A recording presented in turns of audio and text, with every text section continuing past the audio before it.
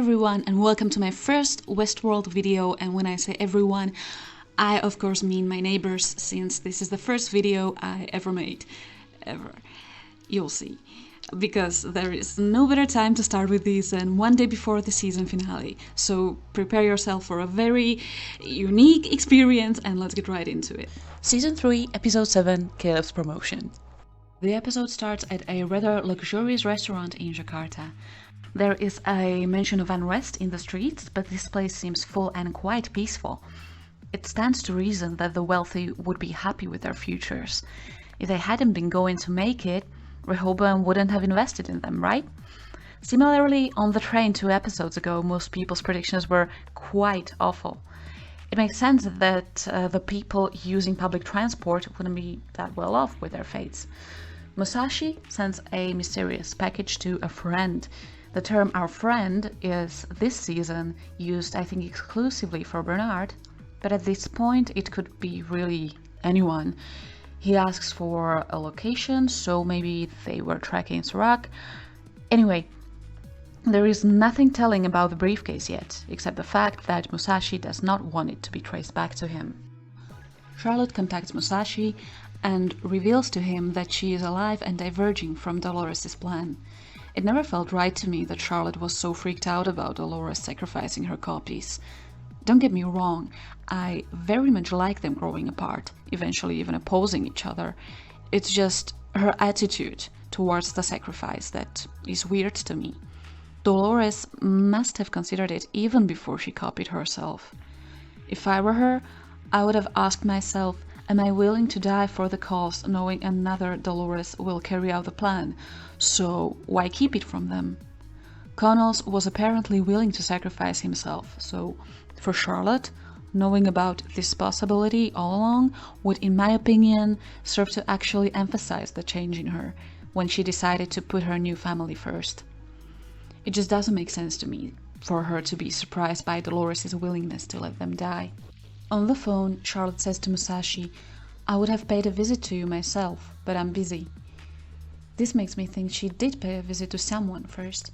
Right now, I'm betting on the 5th Dolores, because she seems to be going after the other Doloreses. Also, for the sake of efficiency, she outsourced killing Musashi to Team Maeve. This not only seems to motivate them further, seeing as Maeve and Hanario knew the real Musashi, but also calls back to Dolores' poetic sensibility, as Bernard calls it later in the episode.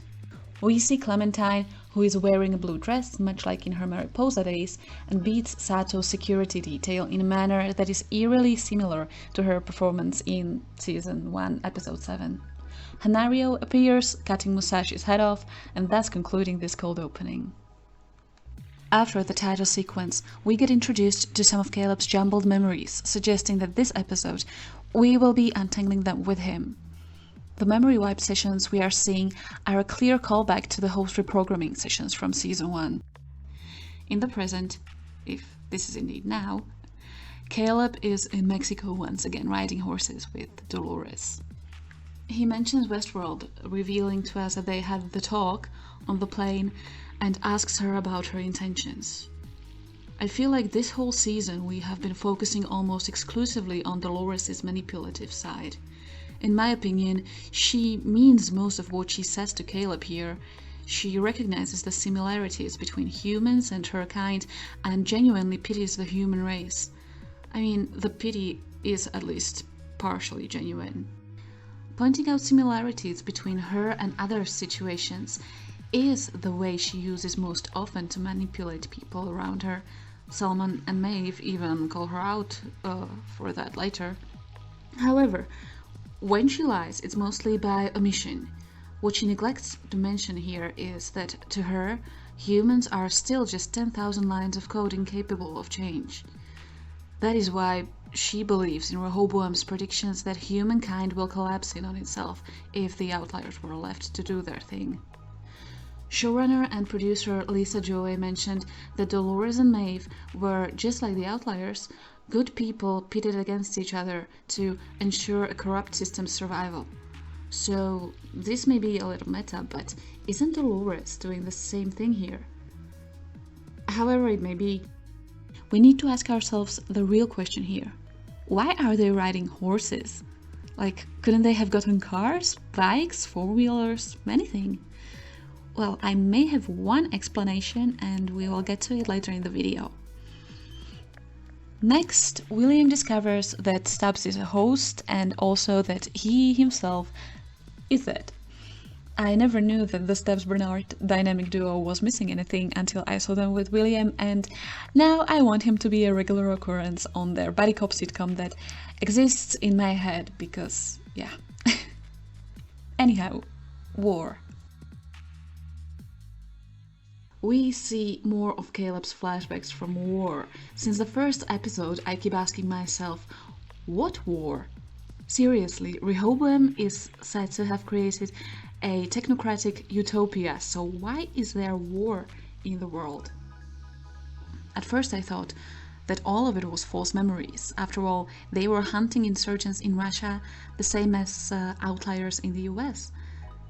But Solomon specifically mentions Caleb's and Francis's honorable discharge from the military.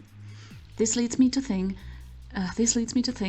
that the war is a real lie circulating in the world, and in reality, it's still outliers hunting outliers only internationally. At the compound, Dolores surprises Caleb again, introducing her smart gun she will later use against Maeve.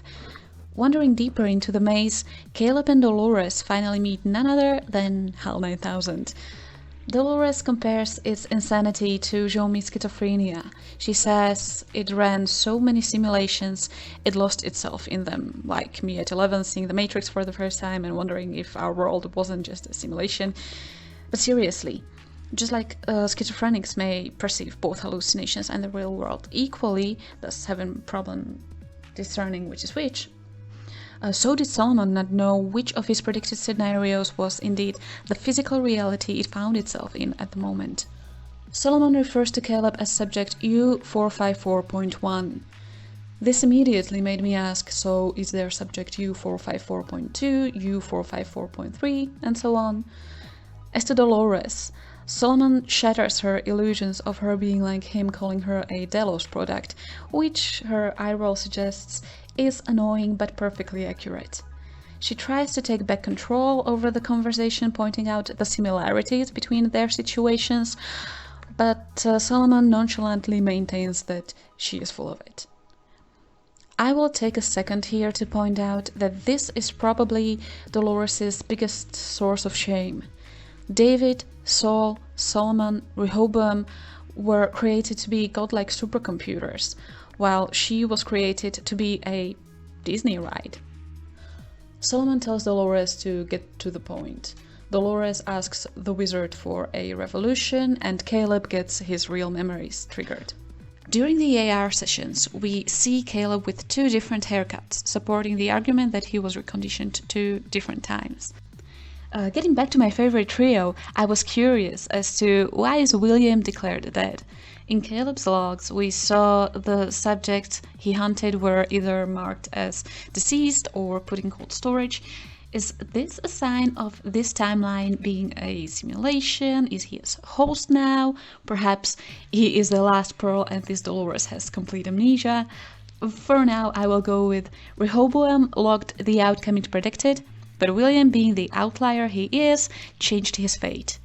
Or more specifically, Bernard and Stubbs, being hosts, changed it for him, since not being seen by an AI god is a privilege available to all hosts. The thing a lot of people freaked out about was Caleb and William seemingly having the same registration number. I don't know why William's ID is between Caleb's picture and his name. If this was some kind of pop-up window, it would be a really weird one, leaving perfect space for one line of text to be visible. However, in William's profile, we see the number in the upper right corner, and for Caleb's profile, the registration number in the same spot is U51492647159C, which is definitely not William's number. Caleb and Dolores trigger Sirach's holo message that serves to explain to everybody in the audience his evil master plan concerning the outliers. He seems to believe that they can eventually be all edited and thus one day took out of cold storage. But to me, this is still murder. He is killing one person, creating another in the same body. This is not a numbers game. You can't kill people just because you can make people. Almost anybody can do that. Another popular line he says here is, "The man I was no longer exists."